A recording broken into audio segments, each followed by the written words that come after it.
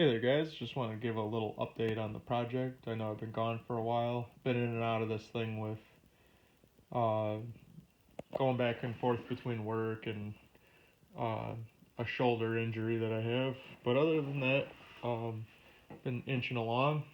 I made a crossover tube. I actually got to finish welding the rear manifold, but I already tacked everything together and made sure it all fit before I made these pipes. So I have the one going into the front manifold with a merge and a crossover, and the I went with a T4. I probably should have went with the V-band turbo. I would have rather have done that after doing this. I'll do that next time. Um, but I got a T4 for a good deal, so I can't complain.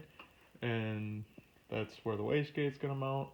I gotta put one more pie slice on that to make it kind of further leaned down and forward. That way there's enough room for the oil filter and clearance because of the heat. I have a pretty decent amount of clearance between these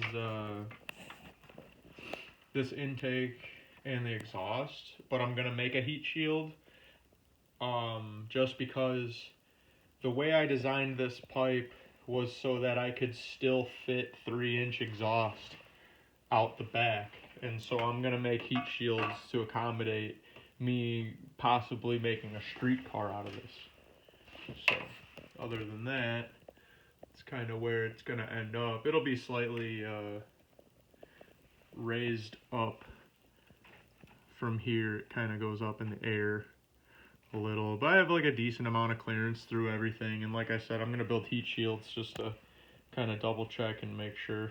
But one thing I've learned, I don't know how many people need this information, but the LQ4 intake, the old truck intake, actually fits on these better than the TBSS does. So if you're someone who is looking to put the intake on and not have to delete your power steering, look for an old truck intake.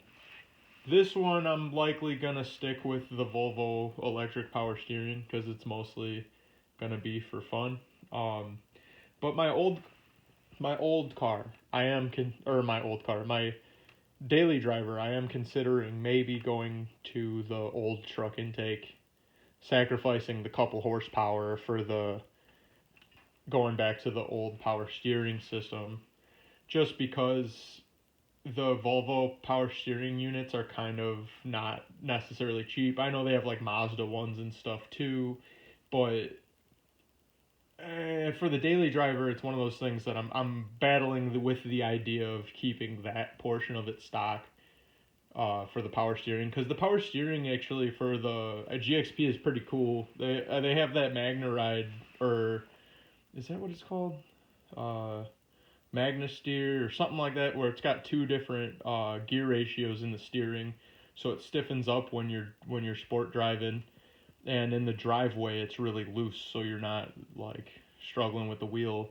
Whereas with the Volvo pump, you have to put in like a dial basically, because this thing, as far as I know, doesn't easily hook up to your CAN bus system. So it's kind of like you put the dial in, you can then crank it up to the appropriate thing. But then you like think no matter what, you're losing the ability for this rack and pinion to use the two gear ratios. So, I'm sure you could go back to the other rack that's just the one pressure, it's whatever, but I digress. I made a couple advances on the project. Still in the process of figuring out the oil pan and the starter, just because I decided to do this first and I was injured for a while. So ultimately I wanted to give everybody an update and, just show that I'm not really slacking here. I just been slacking on making any videos. I'm not necessarily here to get money. I don't obviously get money from any of this. I don't get paid. But this is all information for the for the community. If anybody wants to do something similar of a project, squeeze this 4T80 into an LS4 body, you know, a couple people have done it, so it's doable. But yeah, that's where I'm at now. I was able to keep the intake running this direction with this style. I did have to cut the ear off the power steering pump, or not the power steering pump, but the reservoir, the bracket. There's like a one ear that stands up for the reservoir bracket. Cut that off. Put the intake this direction. Moved the fuse box forward. I need to relocate the battery, but like this kind of works out better. It keeps the intake away from the exhaust side, and then also the intercooler piping can run better direction. But yeah, that's where I'm at right now, guys. Piecing this puzzle together a little bit more. Got a radiator mounted. I'm gonna have to build a bottom cross member for this because where I wanted the radiator pushed it lower than what the original core support cross member allowed, so I cut that out, and I just started I'm making up an idea of what I want.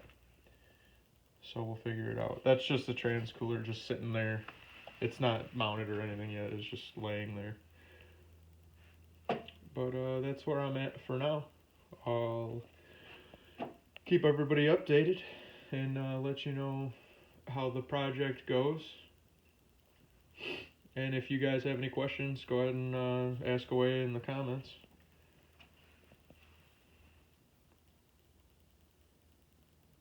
I'll see you guys later. Hopefully we make some more progress. You know what though? Before I go, I will say I have a couple more pieces at the shop to weld up, so I may or may not film some of that. It's been difficult to do because I just have a phone right now. I don't have a GoPro or nothing like that, and I notice whenever I'm TIG welding, the phone does not like to function while it records. So it's something about the frequency in the welders does that stuff. So we'll see how it goes. Have a good one.